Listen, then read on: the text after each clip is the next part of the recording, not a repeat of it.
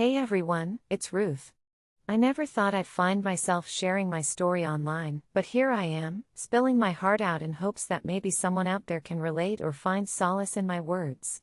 It feels like I'm pouring my soul into a void, but it's a necessary step in my journey, one that has taken me from the depths of despair to a place where I can finally reclaim my power. I'm sitting here in my dimly lit living room, the soft glow of my laptop illuminating the pages of my story. Outside my window, the crisp autumn leaves are falling, mirroring the changes that have occurred in my life over the past few months. The air is cool, a stark contrast to the fiery anger that once consumed me.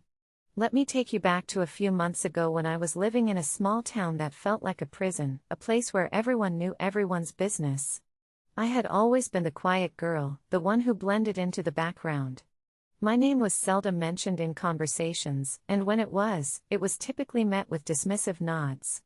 But I think that's what made it all the more shocking when the chaos began. The key players in this story are two people, my so-called best friend, Lila, and my childhood crush, Jake. Lila and I had been inseparable ever since we were kids, but I now see our friendship through different eyes. She was my confidant, the one person I always thought I could count on. But betrayal has a way of stripping away the veneer of trust, and Lila's actions turned me into a different person entirely. Jake, on the other hand, was the boy every girl in town swooned over. With his tousled hair, warm smile, and those deep-set brown eyes, he was the embodiment of everything I dreamed of. We had shared a few sweet moments at school, stolen glances that had left my heart racing. But I never thought he noticed me the way I noticed him, until Lila decided to pull the rug out from under me. One Friday night, while the cool breeze whistled through the trees, I hosted a small gathering at my place, hoping to give Lila and Jake a chance to connect. I was excited, maybe even a little naive, thinking that my growing friendship with Jake would blossom into something more.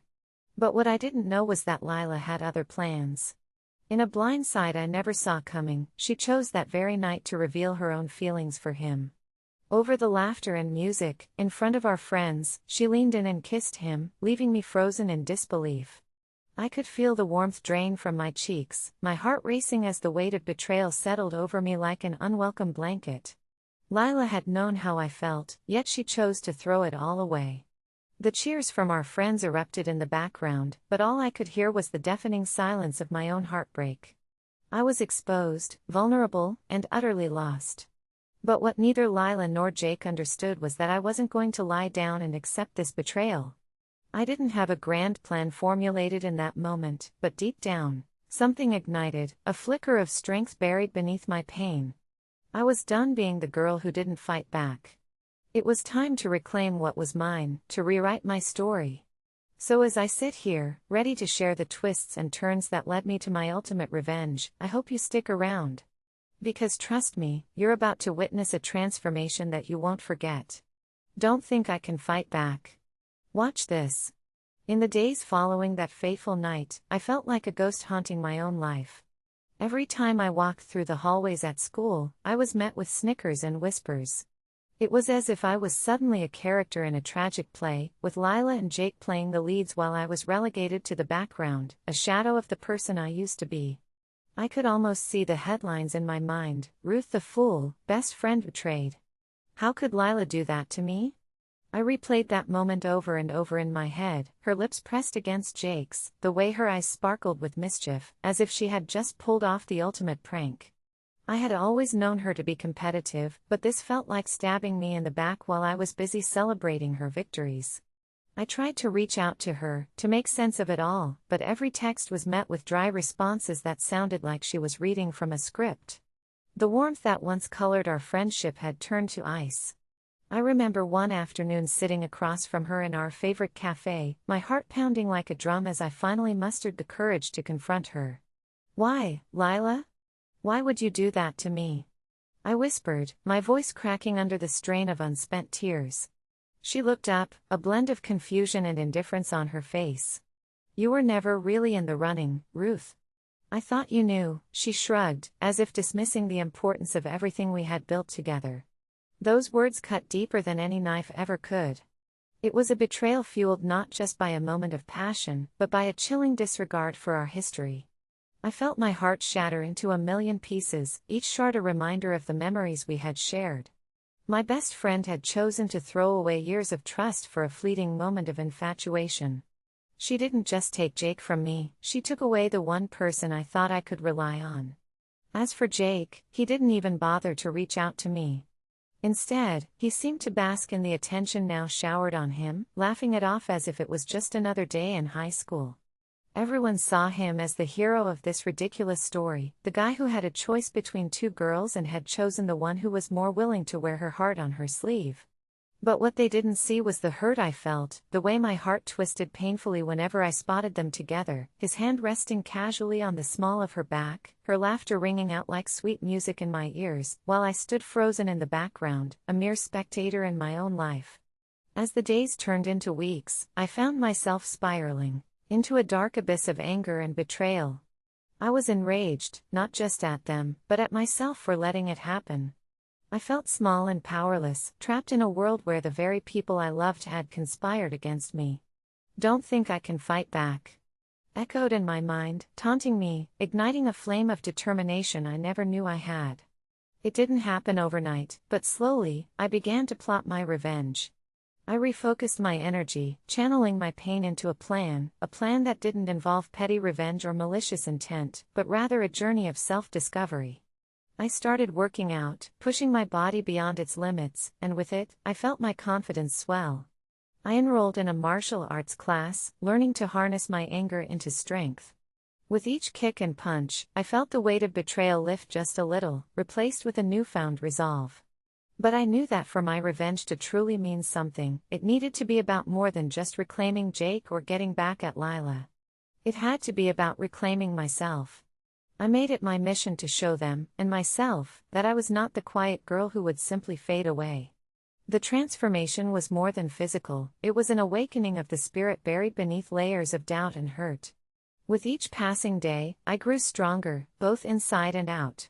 I began to redefine who I was, shedding the insecurities that had once held me captive. The flicker of strength that had ignited that night began to blaze, and I realized that my best revenge would be to rewrite the narrative. I would no longer be a passive character in this story. I would take center stage. And so, with a heart full of fire and a head filled with resolve, I prepared to unleash the new me on an unsuspecting world, ready to show everyone that they were wrong about me. The time for passive acceptance was over, this was just the beginning. I was ready to reclaim my story. As the weeks turned into months, I felt the weight of my betrayal shift from a crushing burden to a simmering blaze of motivation, but just when I thought things might begin to level out, life threw unexpected challenges my way. It's as if the universe conspired against me, adding fuel to the fire of my resentment. The first blow came late one Friday evening, just as I was leaving martial arts class, adrenaline still pulsing through my veins.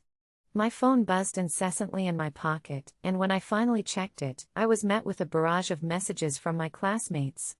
A group chat titled "The Betrayed" had been created, an all too appropriate name for my situation, and it was filled with memes about me, images of me from my awkward phases, and jokes about how I was too unremarkable to be noticed by Jake in the first place. I felt my stomach drop as I scrolled through the comments, each one cutting deeper than the last.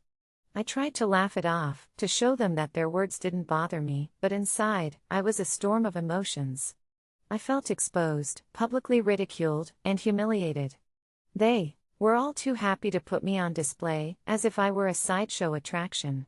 I could almost hear Lila's laughter ringing in the back of my mind, feeding off the chaos and pain she had sown.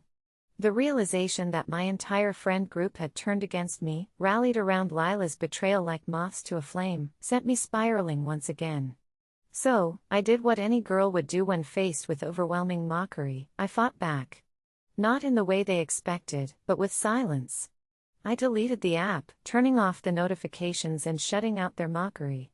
Instead, I focused on my training, pouring my heart into every punch, every kick, every drill.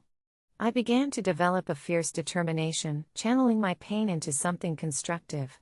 But it didn't stop there. It was during a weekend retreat for our martial arts class that things escalated further. A day filled with sweat and dedication turned into a nightmare when I overheard a conversation that would forever change my perception of Jake. I found myself sitting on a bench outside, catching my breath after an intense sparring session, when I overheard Jake and Lila talking, unaware of my presence. "I can't believe she thought she had any chance with you," Lila laughed, her voice dripping with condescension. "She really thought you'd choose her over me?"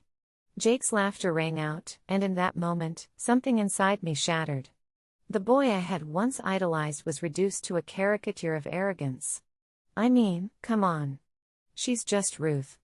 It's not like she's ever stood out in any real way," he replied, his tone flippant and dismissive. "I didn't even know she liked me until the party." It was kind of sad, honestly. Those words sliced through me, igniting a fire of fury within my chest. Suddenly, it was clearer than ever that they were a toxic duo, two peas in a pod, thriving off their shared cruelty.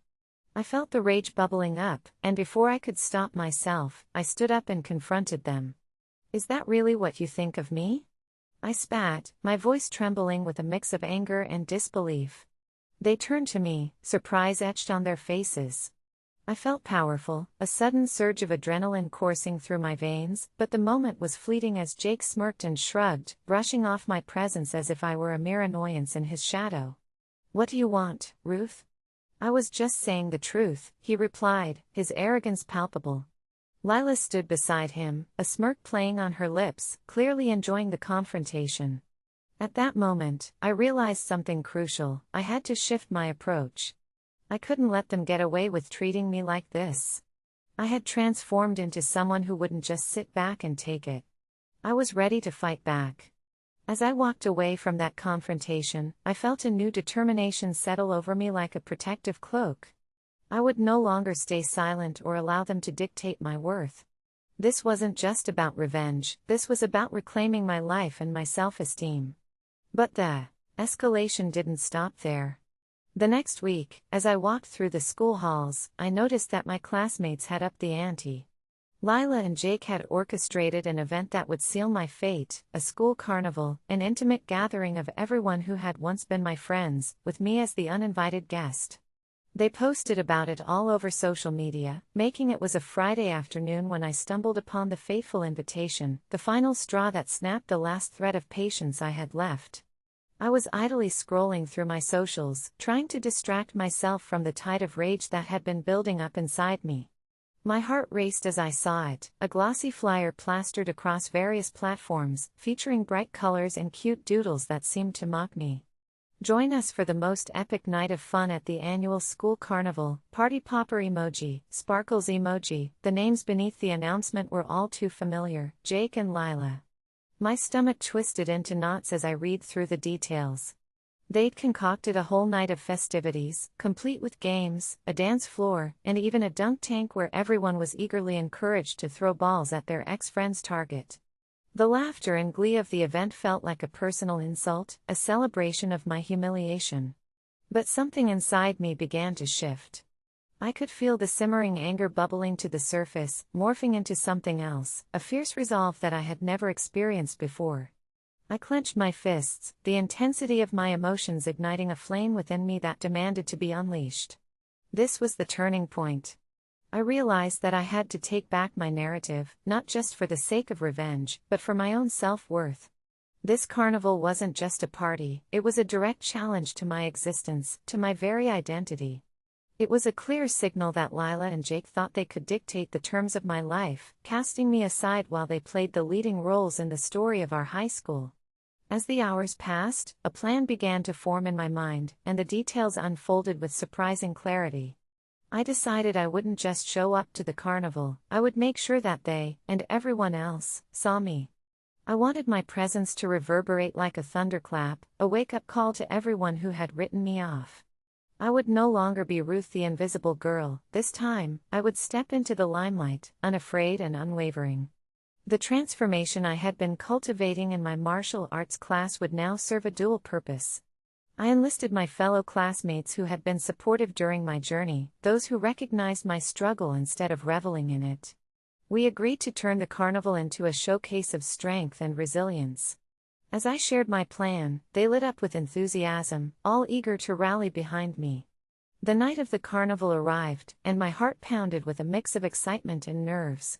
I donned a sleek black outfit that exuded confidence and a subtle hint of defiance, a stark contrast to the pastels and playful attire that others wore. As I walked through the entrance, the sounds of laughter and chatter enveloped me, but I was no longer the girl hiding in the background. I was here to fight back. I made my way to the center of the carnival, where games and booths were set up, but instead of feeling small and unnecessary, I felt empowered, anchored by the support of my newfound friends. I watched Lila and Jake from a distance as they reveled in their spotlight, completely unaware of the storm brewing on the other side of the fairgrounds. In a bold move, I approached the dunk tank, the air crackling with anticipation. I could see the crowd laughing and pointing, waiting to see who would take the plunge next. The moment felt electric, charged with the energy of what was to come. I climbed onto the platform, heart racing but resolute. The crowd hushed, curiosity piqued as I grinned at the gathered classmates. "Hey everyone!" I called out, my voice steady and clear. I just wanted to say a few words. The murmurs of disbelief rippled through the crowd as I introduced myself, my heart soaring as I felt their eyes on me, not with derision this time, but with genuine interest. "Yeah, I'm Ruth. You might remember me as the girl in the background. I just want to show you all that I'm done hiding."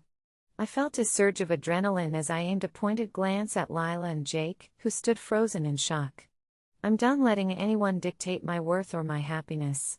I might not have been the loudest voice in the room before, but tonight, I'm here to remind you all that I am more than a punchline, more than a shadow.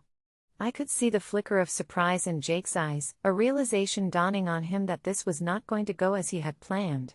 With a nod to my friends, who stood behind me with smiles of encouragement, I threw balls at the dunk tank target with all my might. The crowd erupted into cheers as the final ball struck the target and the splash echoed through the air. I felt exhilarated. But this was just the beginning. My mind raced with ideas, crafting a detailed revenge plan that was both clever and satisfying. It was time to turn the tables. 1. The carnival takeover. I had already made my entrance at the carnival dramatic, but now it was time to take full control of the event. I contacted the organizers ahead of time, leveraging my connections with the supportive classmates I had gathered. I suggested a surprise martial arts demonstration during the event's peak time, a showcase of strength that would draw in crowds and keep eyes off Lila and Jake. They agreed, excited to see what I had in store. 2. A training montage. In the weeks leading up to the carnival, my friends and I worked hard to prepare for the demonstration. We trained relentlessly, perfecting a series of choreographed moves that showcased not only our skills but also our unity. It became a powerful symbol of resilience and strength, turning my personal pain into a collective celebration of friendship and support. I wanted Jake and Lila to see just how much I had grown, but even more, I wanted them to realize that I would no longer be a pawn in their game. 3. The big reveal. On the night of the carnival, right after my dunk tank moment, I invited everyone to gather around for the martial arts demonstration. I could see Lila and Jake trying to brush it off as irrelevant, but I sensed their anxiety as I took center stage with my team. As the performance began, I could feel the crowd's excitement build. Each kick and punch was infused with the emotions I had bottled up for months. I glanced over at Lila and Jake during the performance, witnessing their expressions shift from smugness to discomfort.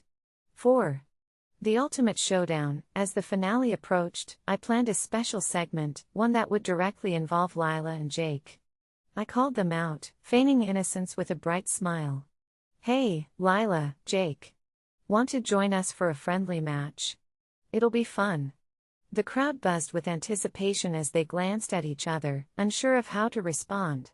They couldn't back down without looking cowardly, so they reluctantly agreed. 5. The match. The showdown began with a mock sparring session. I faced off against Lila first, all while maintaining a light-hearted banter that made the crowd laugh. I danced around her effortlessly, executing moves I had practiced relentlessly. Each block and dodge was laced with purpose. I wanted her to feel the intensity of her betrayal. I could see the panic in her eyes as I flipped over her, landing gracefully. The crowd erupted with cheers, and in that moment, I felt invincible. 6. The final punch. As I continued the mock match, it was time for the grand reveal. I had been orchestrating this all along. I had a friend record the entire demonstration, especially the moments that highlighted my transformation and strength. After wrapping up the match with a playful bow to Lila, I stepped back, catching my breath. "Thanks for the warm-up, Lila," I exclaimed, my voice ringing out. "But now, I think I'll show everyone something a little different." I motioned to my friend who held the camera. "Let's play back some highlights from my transformation over the past few months." The screen lit up with footage of my training sessions, the sweat, the tears, and the countless hours spent finding my strength and reclaiming my confidence. I watched as the crowd leaned in, captivated by the story unfolding before them. 7. The revelation. I turned to Jake, who stood awkwardly on the sidelines, unsure of how to react. "This is what you missed, Jake. I've fought back, not because of you, but for myself. I am not just Ruth, I am resilient, powerful, and I will not be defined by a kiss or a betrayal." The crowd erupted into applause, and I could feel the energy of support washing over me. As the footage ended, the crowd roared with approval. I could see the tension in Lila's expression, the realization that I had transformed from the background to the foreground of our shared story. I had not only reclaimed my power, but I had also stripped them of theirs, leaving them exposed and vulnerable. 8. The aftermath. After the carnival concluded, I received a flood of messages from my classmates. They praised my transformation, and those who had once laughed at my expense now expressed admiration for my strength. My phone buzzed nonstop, filled with requests to join my martial arts class, eager to learn from the girl they had once overlooked. Lila and Jake, however, as the cheers settled and the lights of the carnival began to twinkle like stars, my heart raced with adrenaline. The crowd was still abuzz from my demonstration, the energy electric and charged with excitement. It was time to put the final pieces of my revenge into motion, a cathartic culmination of everything I had worked towards.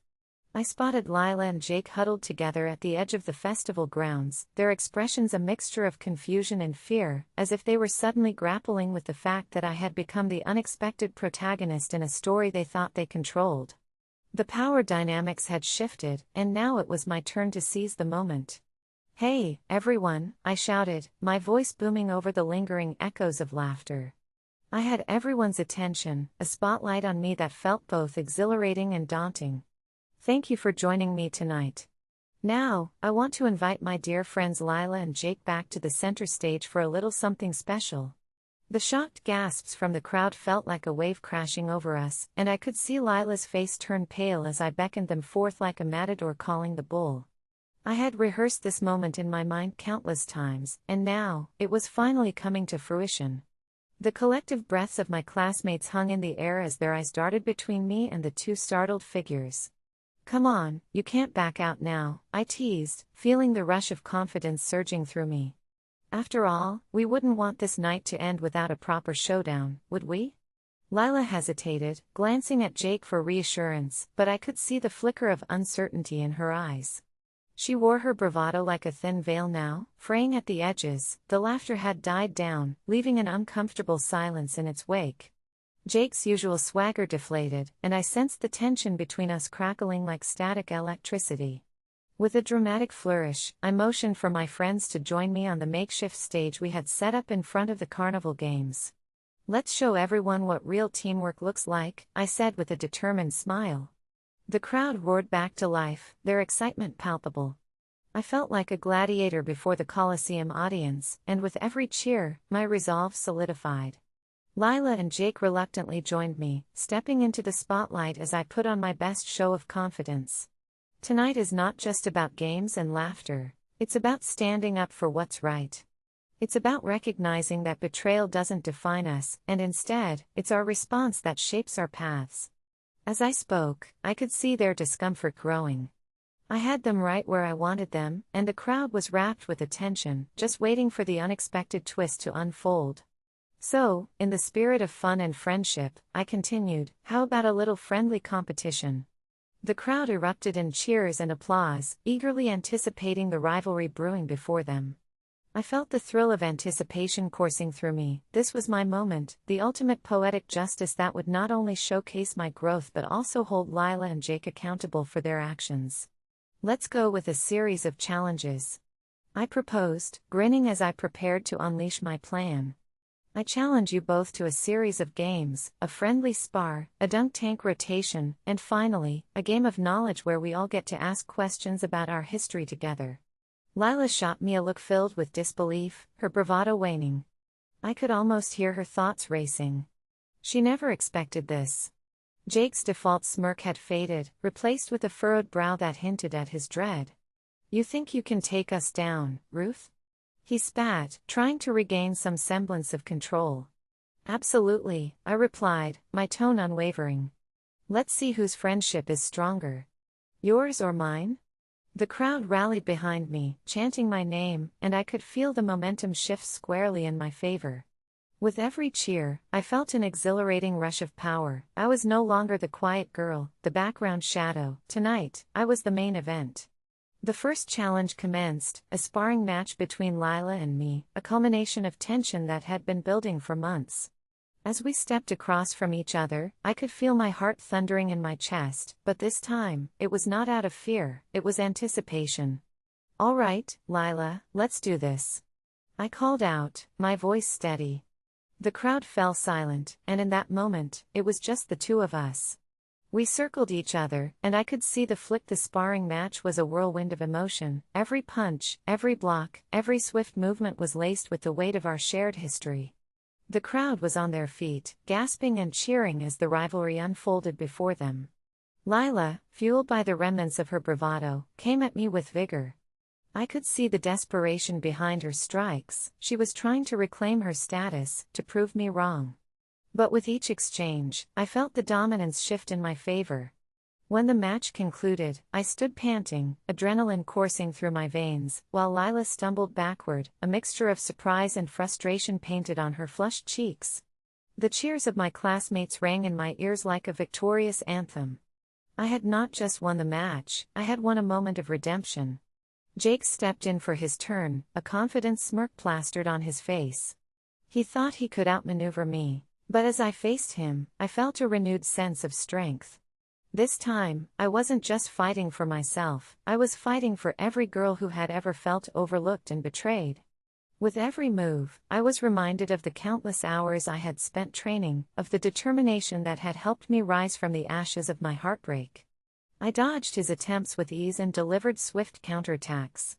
The crowd roared with each successful strike, and I could see the tide shifting beneath Jake's feet. His bravado was melting away, revealing the uncertainty that lurked beneath. As I finally pinned him down in the final moments, the cheers erupted into a thunderous applause, drowning out the noise of the past, the taunts, the laughter, the betrayal. I had risen to the occasion, but it wasn't just about defeating them, it was about reclaiming my narrative. It was about proving to myself that I was worth more than their fleeting amusement. But the night wasn't over. The dunk tank challenge followed, and as I gestured for Lila to take the first shot, I could see the unease creeping back into her demeanor. I stood before the crowd, bravery emanating from me like a beacon. Take your best shot, Lila. I called out, my voice mixed with both challenge and encouragement. Lila stepped up to throw, but instead of the confidence she had worn earlier, there was uncertainty. She missed, the ball splatting against the side of the tank with a wet smack. Laughter erupted, but I could see the pain behind her eyes. The second throw was no better, the ball ricocheted harmlessly away. As she stepped back, the crowd began to pity her, the laughter morphing into a sympathetic murmur. Looks like you've lost your edge since that kiss. I called out playfully, even as my heart ached for her. I realized in that moment that while I had fought hard for my own redemption, I didn't revel in her humiliation. Instead, I hoped she could learn from this, just as I had. When it was my turn, the stakes felt higher than ever. The crowd grew quiet as I took my place on the platform, Lila and Jake standing back, their expressions a mixture of awe and disbelief. I took a deep breath, focusing on the target. With the first throw, I hit the mark, and the splash went over the audience, eliciting shrieks and laughter. With each consecutive throw, I felt lighter, my heart soaring with every successful hit. Finally, it was Jake's turn. As he took his shots, missing one after another, I could see the realization dawning on his face that he had underestimated me. The cheers continued, but I could sense a shift. The crowd began to question their perception of him, and I knew that this was not just about me reclaiming my power, it was about redefining the narrative that had long been woven around us all. The carnival culminated with the knowledge challenge, where I asked questions about our friendship, our shared memories. I turned the tables, highlighting moments Lila and Jake had never acknowledged, the times I had stood by their side, the times I had supported them. The crowd began to shift in their perspective, realizing that I had been more than just a shadow, I had been a friend, an ally, someone who deserved better. As the night wound down, I stood at the center of the carnival, surrounded by my friends, their faces shining with pride. The atmosphere was electric, filled with the energy of newfound respect, and I could finally breathe again. I had transformed not just my own story but had shifted the narrative of how others perceived me. In the days that followed, I felt as if a weight had been lifted from my shoulders. The messages from classmates continued to pour in, with many expressing admiration for my strength.